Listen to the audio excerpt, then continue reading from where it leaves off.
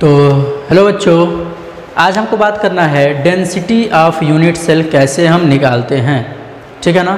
तो density of unit cell इस chapter का सबसे मोस्ट इम्पॉर्टेंट टॉपिक है, खासकर न्यूमेरिकल के लिए। अगर आपसे कहीं भी न्यूमेरिकल का क्वेश्चन पूछा जाएगा खासकर इस चैप्टर से, तो वो टॉपिक सबसे पहले दिमाग में अगर आता है किसी भी एग्जामिनर को, चाहे किसी भी टीचर को, जो कि सबसे इम्पोर्टेंट टॉपिक है, तो वो डेंसिटी है। ठीक ना। डेंसिटी से बहुत सारे क्वेश्चन पूछा गया है, चाहे बोर्ड हो, चाहे आईटी हो, चाहे नीट हो, बहुत बार क्वेश्चन पूछा गया है। तो इस टॉपिक को आप न्यूमेरिकल के हिसाब से बहुत अच्छे से देखिएगा और बहुत ढंग से इसको करेंगे हम लोग। ठीक ना। तो आइए बात करते हैं डेंसिटी एक्चुअल में है क्या। तो आपने पढ़ा होगा इसके पहले भी कि डेंसिटी का मतलब क्या होता है। तो डेंसिटी का मतलब आपने पढ़ा होगा कि मास बाई वॉल्यूम, इसको हम बोलते हैं डेंसिटी। किसी भी सब्सटेंस का डेंसिटी अगर फाइंड करना चाहते हैं तो उस सब्सटेंस का वॉल्यूम, उसके वॉल्यूम में कितना मास है या पर यूनिट वॉल्यूम में कितना मास है, वही चीज़ क्या बताता है, उसकी डेंसिटी बताता है। तो यहाँ सुनिएगा, अगर आप किसी भी सब्सटेंस का डेंसिटी निकालते हैं तो मास पता होना चाहिए, वॉल्यूम पता होना चाहिए, सिंपल सी बात है। उसी तरह से अगर आपको निकालना है डेंसिटी ऑफ यूनिट सेल, अगर यूनिट सेल का डेंसिटी आप निकालना चाहते हैं तो यहाँ भी आपको फिर क्या करना होगा। अगर डेंसिटी ऑफ यूनिट सेल निकालना चाहते हैं तो इसका मतलब आपको यूनिट सेल का मास पता होना चाहिए, मास ऑफ यूनिट सेल पता होना चाहिए, and volume of unit cell पता होना चाहिए, तभी तो निकाल पाएंगे। और वॉल्यूम ऑफ यूनिट सेल हम बहुत आराम से निकालते हुए आ रहे हैं। वॉल्यूम ऑफ यूनिट सेल हम लोग पहले से ही पता है कि अगर कोई क्यूब है और उसकी साइड्स सारी की सारी क्या है, ए है। जैसे हमारे पास क्यूब है, ये साइड मान लीजिए ए है, ये साइड मान लीजिए ए है, और ये भी साइड ए है, तो इसका वॉल्यूम क्या हो जाएगा, ए क्यूब हो जाएगा। तो यूनिट सेल का वॉल्यूम पहले से पता है, तो वॉल्यूम ऑफ यूनिट सेल तो हम बहुत आराम से रख देंगे, मतलब क्या रख देंगे, ए क्यूब। लेकिन मास ऑफ यूनिट सेल रखना थोड़ा सा दिक्कत वाली बात है। तो हम मान लीजिए यूनिट सेल का मास क्या मान ले रहे हैं, हम यूनिट सेल का मास ऐसे लिख दे रहे हैं, मास ऑफ यूनिट सेल। अब ये निकालेंगे कैसे, किसी भी यूनिट सेल का अगर आपको मास निकालना है तो ये कैसे निकालेंगे, तो ध्यान सुनेंगे सब लोग। कहानी इतने सब तक नहीं है, अब यहाँ पे मेन पेज फंसता है कि यूनिट सेल का मास आप कैसे निकालेंगे। तो ध्यान सुनिएगा, किसी भी यूनिट सेल के अंदर, उसके अंदर कोई मास होता नहीं है, एक्चुअल में उसमें जो एटम्स प्रेजेंट होते हैं उसके वजह से यूनिट सेल का मास बनता है। अच्छा, यूनिट सेल होता क्या है, तो कोई भारी सब्सटेंस है क्या, या कोई हैवी सब्सटेंस है, नहीं। एक्चुअल में एटम के सेंटर्स को हम मिला मिला करके यूनिट सेल बना देते हैं। हमने कहा था कि एटम्स कुछ इस तरह से आपस में जुड़े होते हैं, तो देखिएगा, एटम्स आपस में कुछ इस तरह से लगे होते हैं और इन्हीं एटम्स के सेंटर्स को हम मिलाते हैं तो यूनिट सेल का एक फेस बन जाता था। फिर इसी तरह के एटम और भी सारे थे जो कि और लगे हुए थे। जैसे ये हमारे पास, अगर हमने इस यूनिट सेल कर रहे हैं इसे, तो इसका मतलब ये तो हमारा यूनिट सेल हो गया है। यूनिट सेल का एक फेस हो गया, और भी एटम थे, यहाँ पर एक एटम था, ऐसे ही यहाँ पर एक एटम था, ऐसे ही यहाँ पर एक एटम था, और ऐसे ही यहाँ पे एक एटम था। तो इस सारे एटम के सेंटर्स को ही तो मिला के हम यूनिट सेल बना रहे हैं। तो यूनिट सेल कोई चीज़ कह सकते हैं, कोई ऐसा सब्सटेंस थोड़ी जिसे हम देख पा रहे हैं। ये तो बस एक हाइपोथेटिकल कॉन्सेप्ट है जो कि एटम के सेंटर्स को ज्वाइन कर करके एक बनाया गया एक हाइपोथेटिकल फिगर है। ठीक है ना। तो यूनिट सेल कोई रियलिस्टिक चीज़ नहीं है, ये बस एक हाइपोथेटिकल फिगर है जिसको हम मान लेते हैं कि क्यूबिक टाइप का है या हेक्सागन टाइप का है। इस तरह से एटम के सेंटर्स को जब हम मिलाते हैं तो जो हमें फिगर या अरेंजमेंट दिखता है, हमको जिस तरह का हमें ज्योमेट्री दिखती है, उसी के हिसाब से हम यूनिट सेल बोल देते हैं कि यूनिट सेल क्यूबिक टाइप का है, हेक्सागन टाइप का है, चाहे उस टाइप का है। ठीक है ना। लेकिन यूनिट सेल का अपना खुद का कुछ मास नहीं है। यूनिट सेल का मास आता है उसमें जो एटम्स प्रेजेंट हैं उसके वजह से। मतलब अगर आप जितने भी एटम्स प्रेजेंट हैं उन सारे एटम का मास रख देंगे तो वही यूनिट सेल का मास हो जाएगा। क्लियर है। तो ध्यान सुनिए, यूनिट सेल मतलब कुछ नहीं, यूनिट सेल का मास मतलब कुछ नहीं, यूनिट सेल के अंदर जो एटम्स हैं उनका मास होता है, ठीक है ना। और जो भी एटम्स हैं उन्हीं एटम्स के वजह से यूनिट सेल का कुछ मास आता है, ठीक है। आइए देखते हैं कैसे आप अब उसमें जो एटम्स प्रेजेंट हैं उसका मास कैसे निकालेंगे। चलिए थोड़ा सा देखते हैं इस चीज़ को।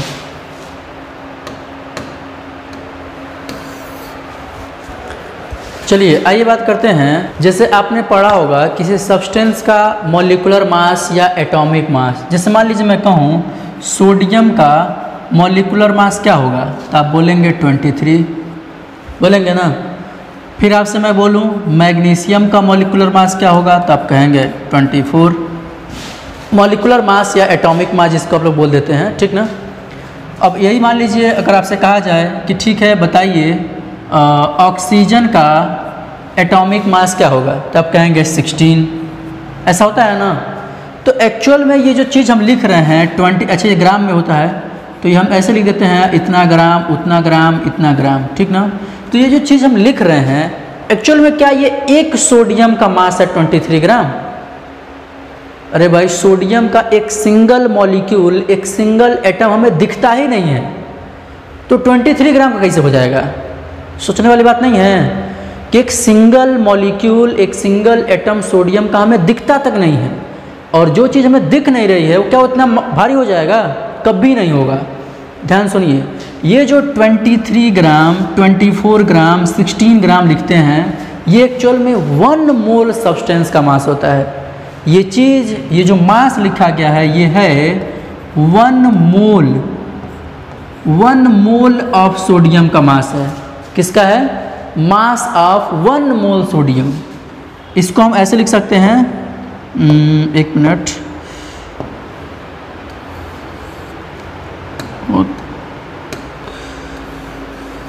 आप इसको ऐसे लिख सकते हैं mass of 1 mole, mass of 1 mole sodium. 1 mole sodium का मास 23 ग्राम होता है, न कि एक सोडियम का मास। और ऐसे ही ये भी जो मास लिखा गया है ये भी किसका है, mass of 1 mole magnesium. 1 mole magnesium molecule का मास है कितना, 24 ग्राम। या आपसे कहा जाए mass of 1 mole oxygen atom. 1 mole oxygen atom का मास है 16 ग्राम। समझ पा रहे हैं कुछ बात। तो ये जो भी हमने मास लिखा है ये ना ये एक एटम का है और ना ही एक मॉलिक्यूल का है, ये 1 मोल मॉलिक्यूल या 1 मोल एटम का मास है। कुछ पल्ले पड़ा। तो जब भी क्वेश्चन हम सॉल्व करेंगे तो यही वाला मास एक्चुअल में हमें दिया रहता है, इसी मास को हमें बताया गया रहता है। और अभी हम क्या बात कर रहे थे, तो अभी हम फार्मूले में ये लिख रहे थे कि डेंसिटी ऑफ यूनिट सेल का मतलब हम रखेंगे mass of unit cell by volume of unit cell. और मास ऑफ यूनिट सेल की जगह पे हम क्या रखने वाले थे, एटम का जो मास होगा वही यूनिट सेल का मास होता है। तो यहाँ पे एटम का मास रखने जा रहे थे। और क्या आप एक एटम का मास आपको पता है, नहीं, आपको पता है 1 मोल एटम का मास, 1 मोल मॉलिक्यूल का मास पता है। तो कुछ बात समझ में आया। तो अगर आपने मास ऑफ एटम की जगह पे ये चीज़ रख दिया तो सब मामला वहीं गड़बड़ हो जाएगा। आपको एक एटम का मास रखना होगा। और एक एटम का मास आप कैसे निकालेंगे, तो ध्यान सुनिए, इसी चीज़ को मैं अप्लाई कर रहा हूँ। तो अगर आपने मोल के बारे में पढ़ा हो तो आपको पता होगा कि 1 मोल का मतलब किस नंबर से होता है। तो एक नंबर है जिसको हम बोलते हैं 6.022 इंटू 10 के पावर 23। इस नंबर से मतलब है मोल का। और इसी नंबर को हम बोलते हैं एवोगैड्रो नंबर। कौन सा नंबर बोलते हैं इसको, एवोगैड्रो नंबर। अरे भाई चल जाओ, एवोगैड्रो नंबर, जिसको कि हम Na से रिप्रेजेंट करते हैं, ठीक है ना। तो ध्यान सुनिए, 1 मोल का मतलब इतना नंबर। कोई भी चीज़ ले लीजिए आप, 1 मोल, 1 मोल यहाँ पे एटम लेंगे तो इतना एटम, 1 मोल मॉलिक्यूल लेंगे तो इतना मॉलिक्यूल, 1 मोल आयन लेंगे तो इतना आयन। तो सिंपल सा मोल का मतलब क्या है, इस नंबर से है। तो जैसे ही आपको कहा जाएगा कि 1 मोल सोडियम का मास इतना है, तो इसका मतलब ये 23 ग्राम एक सोडियम का मास है, नहीं, इतने सोडियम का मास है 23 ग्राम। कुछ बात समझ में आया? सिंपल सा, आप अगर मोल में बोल रहे हैं कोई चीज़, तो इसका मतलब जो भी हम बात कर रहे हैं, जैसे अगर सोडियम को 1 मोल बोल रहे हैं, मैग्नीशियम को 1 मोल बोल रहे हैं, ऑक्सीजन को 1 मोल बोल रहे हैं, तो उस मोल का मतलब है ग्रुप ऑफ मॉलिक्यूल्स या ग्रुप ऑफ आयंस या ग्रुप ऑफ एटम्स। जैसे आपने पढ़ा होगा 11th में, बहुत डिटेल में बताया जाता है। तो जो लोग नहीं पढ़े हैं मोल ना, उन्हें दिक्कत होगा, सिंपल सी बात है। लेकिन जो लोग पढ़े हैं उनको ये चीज़ क्लियर समझ में आ रही होगी कि मैं क्या बोलना चाह रहा हूँ। 1 मोल अगर मैं सोडियम बोला तो वो एक सोडियम नहीं है, वो ग्रुप ऑफ सोडियम है। और कितने सोडियम का ग्रुप है वो, तो इतने सोडियम के ग्रुप को बोलते हैं 1 मोल सोडियम। इतने सोडियम एटम आपस में मिल करके 1 मोल सोडियम को बनाएंगे। कुछ बात समझ में आया? थोड़ा सा इसको आप ऐसे नोट कर लीजिए या स्क्रीनशॉट ले लीजिए, फिर हम इसको और अच्छे से समझाते हैं एक बार और। ठीक है, हो गया? चलिए आते हैं, इसको मैं एक बार और एक लाइन में लिख रहा हूँ, उस लाइन को ध्यान सुनिएगा। अगर मैं बोला 1 मोल सोडियम, तो 1 मोल सोडियम का मतलब एक सोडियम से नहीं है, कितने सोडियम से है? तो जहाँ पे मोल लिखा है उसके जगह पे वो नंबर लिख दीजिए, एवोगैड्रो नंबर। तो क्या लिखना है? 6.022 इंटू 10⁻23 सोडियम। मतलब 1 मोल सोडियम हमने बोला, तो ये सोडियम कितने हैं?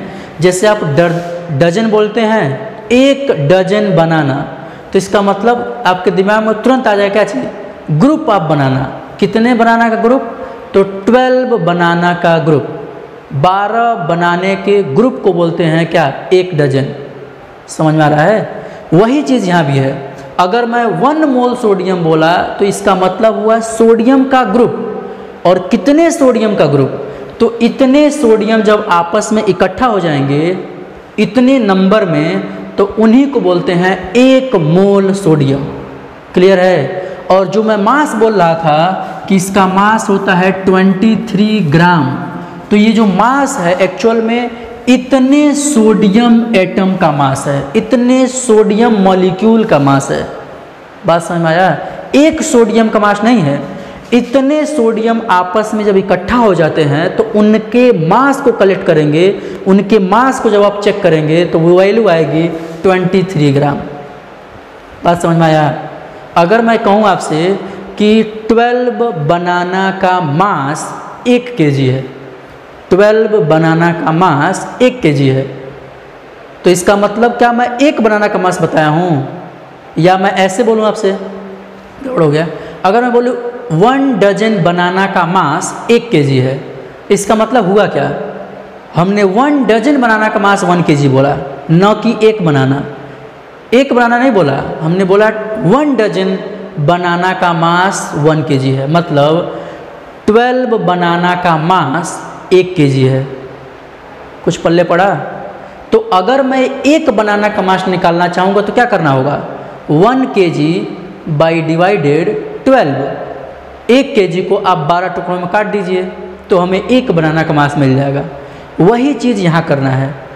यहाँ हमें 1 मोल सोडियम का मतलब इतने सोडियम एटम से है, और इतने सोडियम एटम का मास है 23 ग्राम। कुछ पल्ले पड़ा? अब 1 सोडियम का मास निकालना होगा तो क्या करेंगे?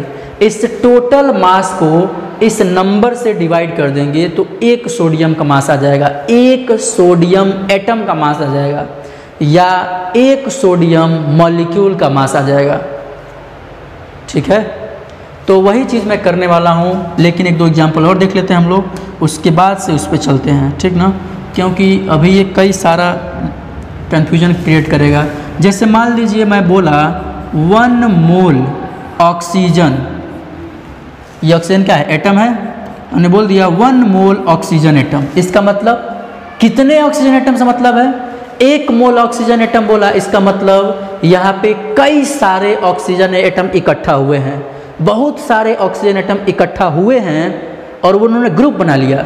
और उस ग्रुप को हम बोल रहे हैं 1 मोल ऑक्सीजन एटम। लेकिन उस ग्रुप में कितने ऑक्सीजन के एटम होंगे? तो इतने ऑक्सीजन के एटम होंगे 6.022 इंटू 10 के पावर 23 ऑक्सीजन, 23 ऑक्सीजन एटम। इतने ऑक्सीजन के एटम इकट्ठा होंगे तो उनको हम बोलेंगे 1 मोल ऑक्सीजन एटम। बात समझ में आया? और एक्चुअल में इसी का मास आप बोलते हैं 16 ग्राम। क्या बोलते हैं? 16 ग्राम। तो ये जो है 16 ग्राम हम लोग मास बोलते हैं ऑक्सीजन का, ये एक ऑक्सीजन का मास नहीं है। इतने ऑक्सीजन के एटम जब मिलते हैं उन सब के मास को जोड़ करके देखेंगे तो 16 ग्राम आएगा, या 1 मोल ऑक्सीजन एटम का मास 16 ग्राम है। बात समझ में आया? आगे आइए, मैं अगर लिख रहा हूँ 1 मोल O2 मॉलिक्यूल, क्या ये ऑक्सीजन मॉलिक्यूल है? O2 को जो हम लिख देंगे तो क्या हो जाएगा? Oxygen molecule. 1 मोल O2 मॉलिक्यूल का मतलब क्या हुआ? क्या अकेले ऑक्सीजन मॉलिक्यूल मतलब हुआ? नहीं। 1 मोल ऑक्सीजन मॉलिक्यूल का मतलब group of oxygen, group of oxygen molecule. कई सारे ऑक्सीजन के मॉलिक्यूल इकट्ठा होंगे, एक जगह ग्रुप बनाएंगे, तब जा कर के हम उसे बोलेंगे मोल फॉर्म में। और कितने ऑक्सीजन होंगे तब हमें मोल बोलना है?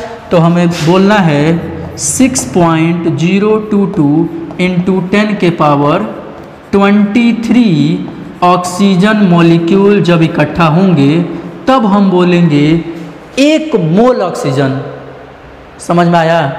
तो 1 मोल ऑक्सीजन मॉलिक्यूल का मतलब इतने ऑक्सीजन के मॉलिक्यूल। और अगर मैं मास इसका बोलना चाहता हूं तो जो हम लोग बोलते हैं 32 ग्राम, तो ये एक्चुअल में ये मास हम बोलते हैं 1 मोल ऑक्सीजन का मास। 1 ऑक्सीजन का मास नहीं है, 1 मोल ऑक्सीजन का मास 32 ग्राम है। क्लियर है? या आप इसको ऐसे बोल सकते हैं 6.022 इंटू 10 के पावर 23 ऑक्सीजन मॉलिक्यूल का मास है 32 ग्राम। क्लियर? तो अगर आपको एक एटम का मास निकालना हो, एक मॉलिक्यूल का मास निकालना हो तो क्या करेंगे? सिंपल सा है, जो टोटल मास है उसमें आप इस नंबर से डिवाइड कर देंगे तो एक मॉलिक्यूल या एक एटम का मास पता चल जाएगा। क्लियर है? तो चलिए हम वही चीज़ अब करने वाले हैं, इसका स्क्रीनशॉट ले लीजिए, फिर मैं आगे चलता हूँ। हो गया? चलिए आते हैं आगे। सुनिएगा, अगर मैं जैसे मान लीजिए मैं कहूँ, अगर मैं मान लीजिए एक बात लिख रहा हूँ, देखिएगा से 1 मोल सोडियम एटम, इसका मतलब कितने सोडियम का एटम हो गया? 6.022 इंटू 10 के पावर 23 सोडियम एटम। इसका मतलब तो यही हुआ। मतलब 1 मोल मैं सोडियम बोल रहा हूँ तो ग्रुप ऑफ सोडियम बोला, मोल का मतलब क्या हुआ? ग्रुप। बट वो ग्रुप कितने एटम का है? तो इतने एटम का है, ठीक ना? तो अगर मैं 1 मोल सोडियम एटम बोल रहा हूँ, इसका मतलब इतने सोडियम एटम्स जब आपस में मिल जाएंगे, इतने सोडियम का नंबर जब इकट्ठा हो जाएगा, इतने सोडियम एटम जब आपस में एक दूसरे के पास आ जाएंगे तो वो अब सब मिल करके क्या बोले जाएंगे? 1 मोल सोडियम एटम। क्लियर है?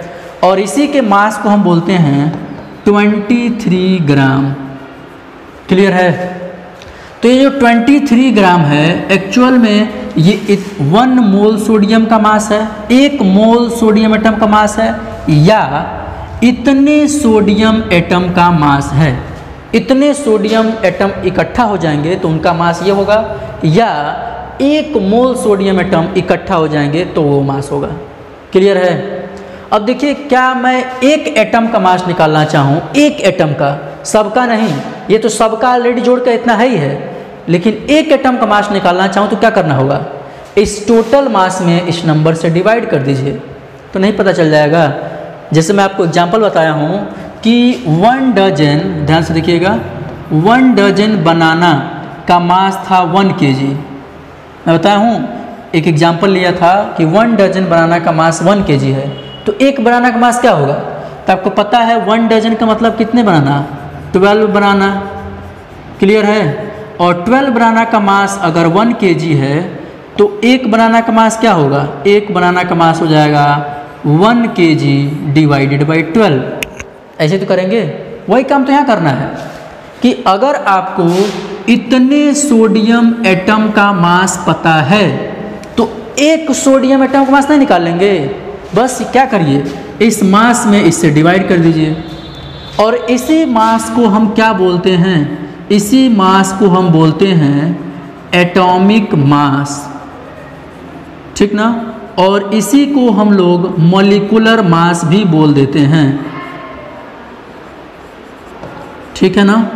कई जगह पे आपको मॉलिक्यूल फॉर्म में देगा तो वहाँ मॉलिक्यूलर मास बोलेगा और इसी मॉलिक्यूलर मास को हम बोल देते हैं मोलर मास, ठीक है।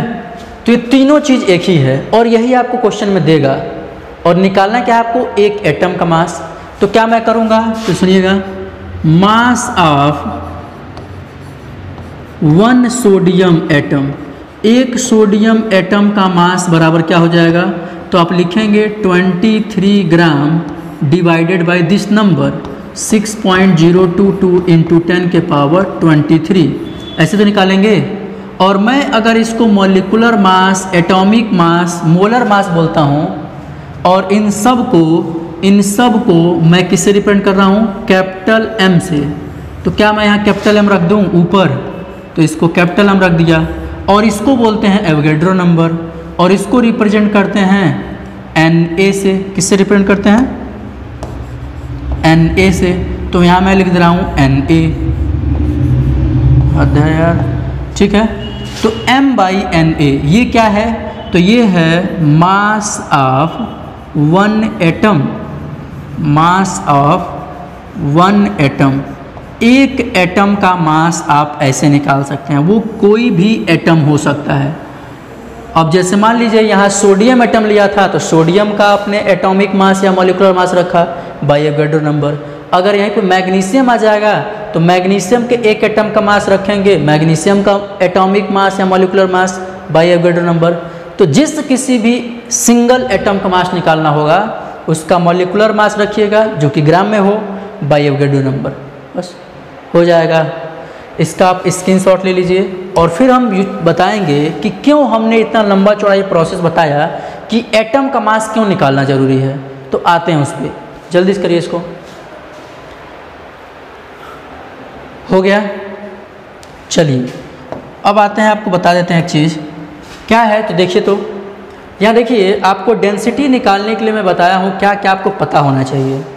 तो देखिए मैं शुरू में आपसे बताया हूँ कि आपको डेंसिटी निकालने के लिए डेंसिटी ऑफ यूनिट सेल का मतलब क्या है, mass of unit cell by volume of unit cell, ये चीज़ मैं बताया हूँ। और अगर आपने डेंसिटी में density equal to mass of unit cell, mass of unit cell by volume of unit cell, तो वॉल्यूम ऑफ यूनिट सेल तो हमने निकाल के पहले ही रख दिया था। कितना रखा था, तो हमने कहा था A³ हो जाएगा। लेकिन मास ऑफ यूनिट सेल कहाँ से लाएंगे, तो वो एटम से आएगा। अब ध्यान सुनिए, तो मान लीजिए हमारे पास एक यूनिट सेल है जिसमें ये कॉर्नर वाले सारे एटम मिलजुल करके सब मिला करके एक एटम का मास बना रहे हैं। इसका मतलब इस यूनिट सेल के अंदर कितने एटम हैं, एक एटम है। तो यहाँ पे किसका मास रखेंगे, एक एटम का मास रखेंगे ना। लेकिन मान लीजिए सब मिला जुला करके 2 एटम के बराबर हो गए, तो यहाँ पे कितने एटम का मास रखेंगे, 2 एटम का मास रखेंगे। लेकिन सब मिला जुला करके 4 एटम के बराबर हो गए, तो 4 एटम का मास यहाँ रखा जाएगा ना। तो यूनिट सेल के अंदर जितने एटम हैं उतने ही एटम का मास रखना होता है। एक एटम है तो एक एटम का मास, 2 एटम है तो 2 एटम का मास, 4 एटम है तो 4 एटम का मास। समझ रहे हैं। तो इसका मतलब मुझे यहाँ क्या लिखना होगा, मास ऑफ 1 एटम, एक एटम का मास रखिए और जितने एटम का नंबर है उससे मल्टीप्लाई कर दीजिए, मतलब Z, ठीक है। और एक एटम के मास को हमने रिप्रेजेंट किया है स्मॉल m से, और इसी को हम तभी से फाइंड कर रहे थे। और वो क्या था, तो Z इंटू स्मॉल m को ही हमने निकाला है अभी कैपिटल M/Na, इसी को हमने निकाला है अभी कुछ देर पहले, और इसी को यहाँ पे रख देना है। तो क्या हो जाएगा, कैपिटल M और Na आ जाएगा नीचे, तो ये हो जाएगा A³ इंटू एन ए। ये हुआ हमारा डेंसिटी ऑफ यूनिट सेल, ठीक है ना। तो क्या जेड का मतलब क्या है, number of atoms per unit cell. एक यूनिट सेल के अंदर कितने एटम्स हैं वो आप रख लीजिए। अगर 4 एटम्स हैं तो यहाँ 4 रखिएगा, 2 एटम्स हैं तो 2 एटम, 1 एटम है तो 1 एटम, और 1 एटम का मास आपको पता है, ठीक है ना।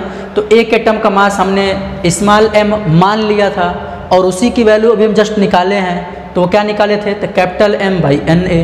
तो जहाँ स्मॉल m है वहीं पे क्या रख दिया, capital M by N A. तो capital M by N A नीचे आ गया और ए क्यू नीचे था ही पहले से। तो डेंसिटी का जो नेट फार्मूला बना वो क्या बना, Z into capital M by A cube into N A. और देखिए यहाँ पे यही सारी बात लिखी है, Z इंटू, बस यहाँ पे एक मिस्टेक कर दिया है टाइपिंग वाला, पता नहीं क्यों चेंजिंग ये नहीं कर पा रहे थे हम, ये नहीं होता है। अब ऐसा टाइप हुआ है ना कि चेंज नहीं हो पा रहा था, चेंज करना चाहता था पूरा एक ही बार गायब हो जा रहा था। तो आप लोग इसमें इस लिखे हुए नोट्स में भी चेंजिंग कर सकते हैं। और वो आप कैसे निकाल सकते हैं, तो यहाँ देखिए मास ऑफ यूनिट सेल हमने कैसे निकाला, तो Z into small m by N A, और स्मॉल m की जगह पे हमने क्या रखा है, capital M by N A. Mass of unit cell तो Z इंटू ये कैपिटल M होगा, ठीक ना। यहाँ पे स्मॉल m नहीं होगा तो इसको आप कैपिटल M कर लीजिएगा। ऐसे कुछ लिखने की ज़्यादा 3-5 करने की जरूरत नहीं है, इतना लंबा चौड़ा क्यों बताया हूँ, यहाँ से नोट कर लीजिएगा, ठीक है। तो ज़्यादा 3-5 नहीं करना है, आप यहाँ से नोट कर लीजिएगा। Z इंटू इस कैपिटल M यहाँ कर लीजिए, जिसको नहीं नोट करने मन करेगा वो यहाँ से कर लेगा। तो Z into capital M by A cube into N A. सबको समझ में आ गया होगा क्या क्या क्या है, मतलब क्या क्या क्या है, मतलब कि Z क्या है, तो ये है number of atom per unit cell. Capital M क्या है, तो मॉलिकुलर मास या एटॉमिक मास। ए क्यूब क्या है, तो वॉल्यूम ऑफ यूनिट सेल है। एन ए क्या है, तो एवोगैड्रो नंबर है। और यही सब डाटा यहाँ लिखा हुआ है, ठीक है। तो ये हमारा हो गया यूनिट सेल का डेंसिटी कैसे निकालते हैं, ये सारा चीज़ हो गया, ठीक है ना। अब यहाँ पे जो क्वेश्चन पूछा था इसमें आप गड़बड़ी क्या करेंगे, तो गड़बड़ी आपसे होगी यूनिट को चेंज करने में। जैसे वॉल्यूम का यूनिट देगा पिकोमीटर में और आप रख देंगे, पता चलेगा कि यहाँ पे अपने डेंसिटी जो आपसे पूछा गया है, डेंसिटी कई बार दे देता है, वॉल्यूम पूछ देगा, जेड पूछ देगा, एम पूछ देता है, कुछ भी पूछ सकता है इसमें से आपसे। ये कहने के लिए बस डेंसिटी का फार्मूला है। यहाँ से जेड भी पूछा जा सकता है, ए क्यू भी पूछा जा सकता है और एम भी पूछा जा सकता है, ठीक है ना। तो आप ये ध्यान रखिएगा कि यहाँ पर वॉल्यूम का यूनिट और डेंसिटी का यूनिट मैच करना चाहिए। डेंसिटी का मतलब मास बाई वॉल्यूम होता है, तो यहाँ पर जो वॉल्यूम लिखा गया है उस वॉल्यूम का, अरे रुको भाई, इस वॉल्यूम का और इस वॉल्यूम का यूनिट आपका सेम होना चाहिए। और अगर यूनिट सेम नहीं है, उल्टा पुल्टा कुछ भी रख लगा दिया आपने तो लग जाएगा ढंग से, ठीक है ना। तो आप लोग इसका स्क्रीनशॉट ले लीजिए या नोट कर लीजिए, फिर हम लोग आगे चलेंगे, ठीक ना। तो बस नहीं, आगे नहीं चलेंगे, बस इसका कहानी इतनी तक, फिर मिलेंगे अगले क्लास में। बस आज इतने ही। अगले क्लास में हम लोग डेंसिटी का न्यूमेरिकल करेंगे, बहुत अच्छे अच्छे क्वेश्चन। तो डेंसिटी का कैसे क्वेश्चन सॉल्व किया जाएगा तो हम लोग अगले क्लास में देख लेंगे, बट इतना आप लोग देख लीजिएगा, ठीक है। फिर मिलते हैं अगली क्लास में, चलिए फिर, थैंक यू।